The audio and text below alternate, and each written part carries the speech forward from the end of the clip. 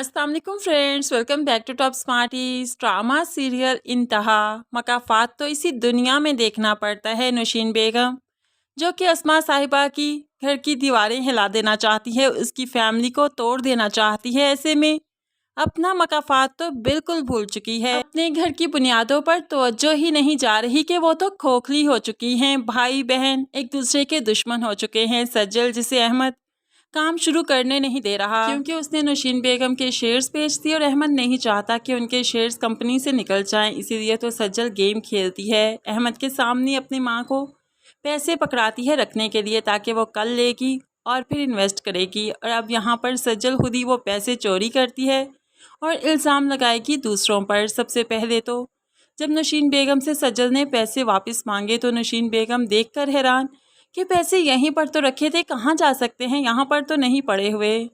अब यहाँ पर घर में एक बड़ा वावेला मचने वाला है। सज्जल जो कि तमाशा बनाना तो बहुत अच्छे से जानती है, इसलिए तमाशा तो वो ज़रूर बनाएगी।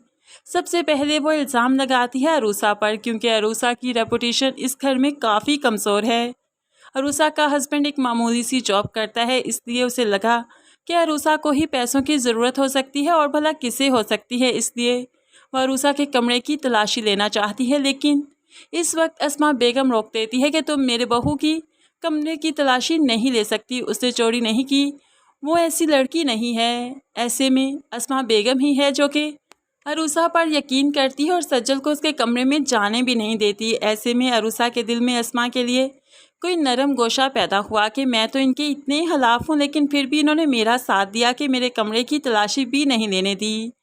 अब ऐसे ही आहिस्ता आहिस्ता अरूसा के दिल में अस्मा के लिए बदगुमानियां ख़त्म होती जाएंगी। बेशक ये दुनिया मकाफात है, तो अस्मा ने कभी किसी के साथ बुरा किया ही नहीं, तो कैसे मुमकिन है कि आखिर में उसके साथ बुरा होगा। लेकिन ये सज्जल अब अपनी माँ को खड़ी खड़ी सुना देती है, आपको मैंने पैसे दिए थे, आपसे गुम हो गए, पता नहीं आपने शायद खुद ही संभाल लिए, मुझे देना ही नहीं चाहती, क्योंकि अहमद भी तो नहीं चाहता कि मैं अलग बिजनेस स्टार्ट करूं। लेकिन है मेरे पास कुछ सेविंग्स है और कुछ और पैसे रखे हैं, मैं उनसे बिजनेस स्टार्ट करूंगी, लेकिन फिर आप लोगों का कोई एहसान नहीं होगा, क्योंकि मैं अपने बलबूते पर सब करूंगी। सज्जल यही चाहती थी कि इन लोगों के एहसानात ख़त्म हो जाएं और वो अपने बलबूते पर करे, ताकि कल को जब वो घर में पैसा दे तो एहसान जताए कि ये मेरी कमाई है, ये मैं पैसा दे रही हूँ। तभी तो सज्जल ने इतनी बड़ी गेम खेली। अब यहाँ पर जो कि अनम भी आई थी, तो अनम और फाहद जो कि सज्जल को उस मैनेजर उमैर के साथ देख ही चुके थे, इसलिए तो अनम कहने लगी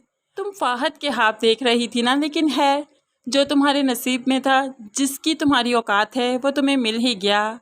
वो मैनेजर उसके साथ ही जचती हो तुम, मेरे फाहद के साथ नहीं। बहुत अच्छा कपल लग रहा था। अब तो यहाँ को सज्जल को बहुत गुस्सा आया, वो किसी ना किसी तरीके से अपनी इंसल्ट का बदला लेना चाहती है। इसीलिए तो जब अनम खड़ी थी अपने ध्यान में फ़ोन पर कुछ कर रही थी, तो ये सज्जल पीछे से आती है, उसे पुश करके गिराने ही लगती है कि यहाँ पर अरूसा आ जाती है और वो अनम को बचा लेती है।